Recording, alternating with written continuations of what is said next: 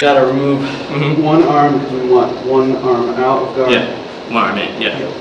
True. And so we push out like that. Yeah. Throw that sucker over. Yep. Boom. And then fold the arm in and like that. Nice. Yeah. The same bodybuilder that got knocked out by Alan Green decided to try his luck with Brazilian Jiu-Jitsu. Come on. What? Come on.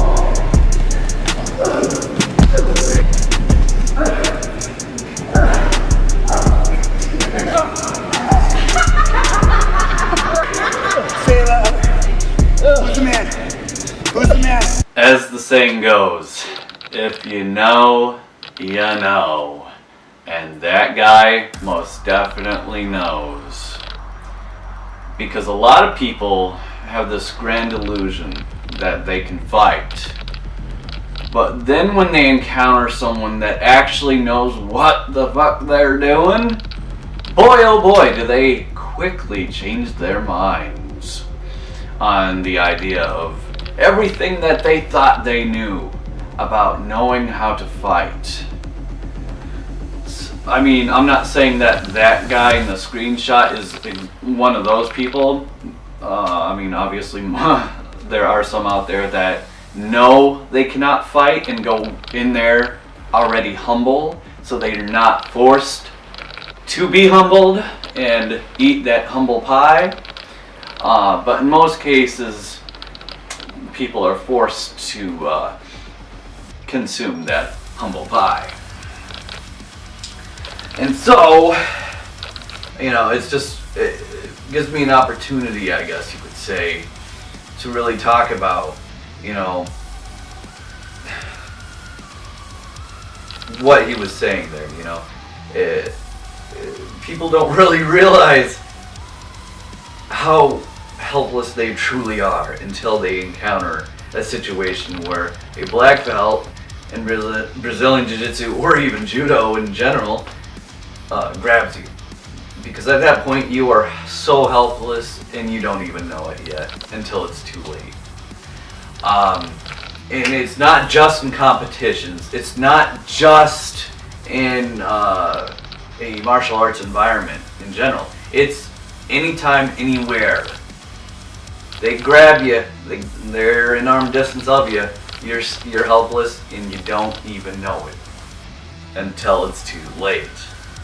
And I'm glad that this person was humble enough to put that comment out there and tell about his experience in what, 0.5 seconds. You know, it takes a very humble individual to admit that and acknowledge that and even put it out there, you know, because not a lot of people are willing to put themselves out there like that. So personal testimonies like that, I appreciate that, because just a lot of people think, oh, I can just walk in there and use my street fighting skills where they're punching like that and shit. It's like, nah, man, you're gonna get your shit wrecked. But it's the classic saying of it's the silent one who's the most dangerous, because we're generally not out there to instigate a fight, right? We're going to be the ones who are trying to de-escalate, because that's what in non-competition gyms, martial arts gyms, that's what you're generally going to be taught, is use your words first and then, if necessary, resort to having to defend yourself. So if someone's getting mad at you over a parking spot, I'll actually show a good example of this through the Gracie lineage. Suddenly he appears, Huron Gracie, grandson of Helio Gracie, the founder of Brazilian Jiu-Jitsu. It's time to start rolling. How can we resolve it? I'm so sorry. I'm gonna move my car. I thought we would lie down on the ground and try to score points. Instead, we're pretending to be in an argument. Do we have a problem or? No, we don't have a problem. With the goal of avoiding a fight using our words. I'm sorry. I made a mistake. I don't know what I was thinking. I can say that because deep down I know what. I'll choke him. Then we practice how to block a punch, take the opponent down, control them, choke him out, and stand up. That's when I'm approached by the man himself. What's up, man? You parked here? What's wrong with you, bro? Why are you parking my parking spot? After what seems like an eternity, the class is finally over, and the only thing that got exposed was my own ignorance. What just happened? Because that is not what I expected from a jiu-jitsu class. Most people feel the same way who have only ever been exposed to jiu-jitsu that is very competition focused. Deep down, there is something about, you know what, if I get in a fight tomorrow, it's nice to know that I can keep myself safe. And when you teach people how they can use their words, I think it kind of gives men permission, especially men, because men sometimes feel like once the altercation starts a little bit, they have to like puff their chest and maybe even go hands-on where no, I'm so sorry. And if a punch is thrown, teach them how simply it can be defended using skeletal structure, using frames. Could you help me understand the technical difference between sport jiu-jitsu and what you do? So lay on your back right here.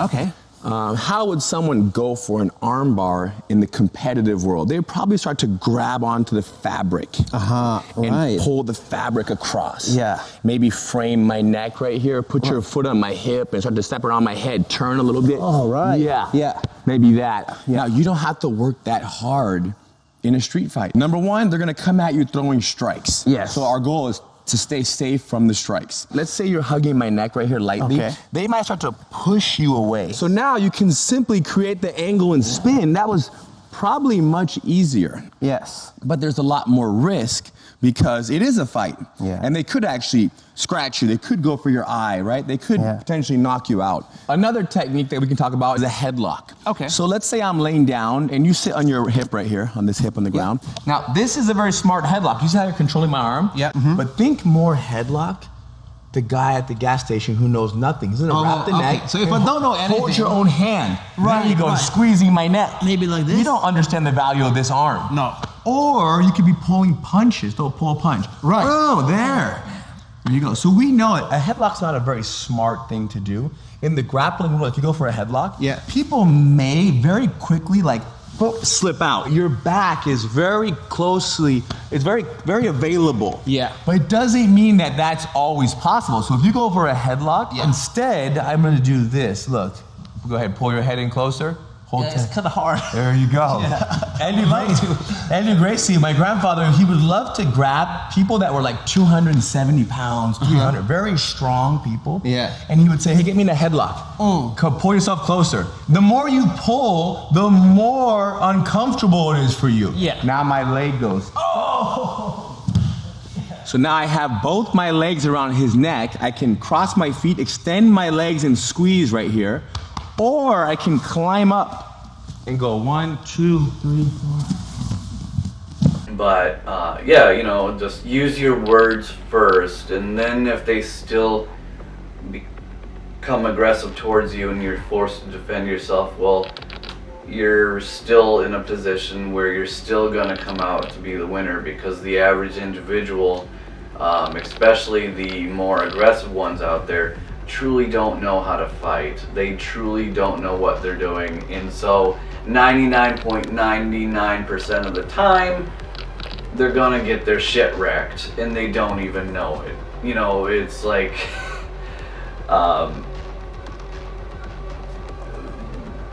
they have no idea that they are in the most dangerous situation of their lives and they don't even know it. They're yelling at someone and getting aggressive towards someone who could absolutely destroy them and kill them with ease. Absolute ease. And they have no idea that they're doing that. So I always find it hilarious, you know, these guys, they think that because they're, you know, they got big muscles or they're really tall, or they want a couple street fights or a bar fight or whatever, that they're just the biggest, baddest sumbitch you could ever encounter and deal with. It's like, no, you're not. It's just you haven't met someone that actually knows how to fight yet. Gotta remove one arm, we want one arm out guard. Yeah, one arm in, yeah. So we push out like that. Yeah.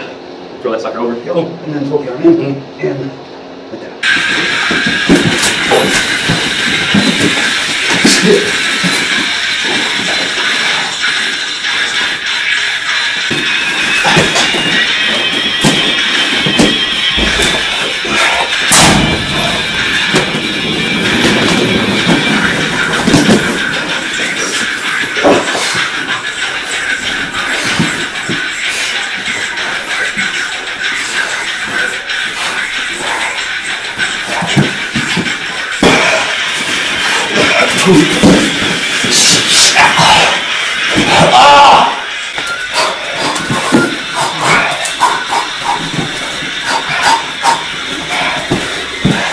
This guy came off the street acting all cocky with the coach. The coach simply told him to put on some gloves.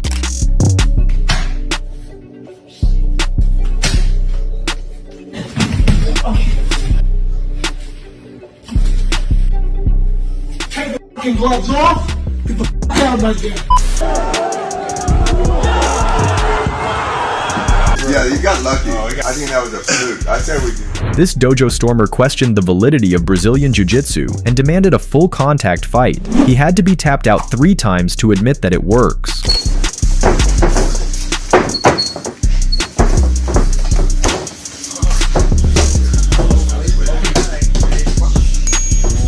Again. Yeah, you got lucky. Oh, you got lucky.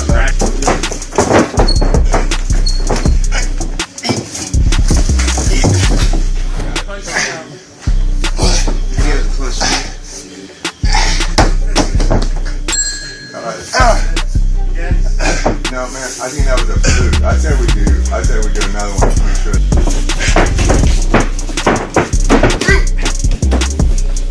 Alright, get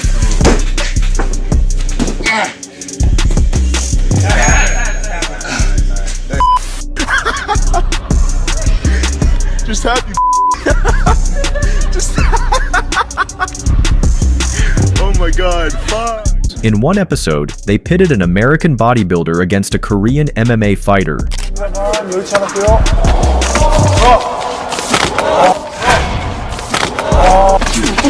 총이 너무 많이 들어있습니다. 총이 맞았습니다. 네. 30 seconds. Let's go. 주고 있는데요. 있는데요. The same bodybuilder that got knocked out by Alan Green decided to try his luck with Brazilian Jiu-Jitsu. Come on. What? Come on.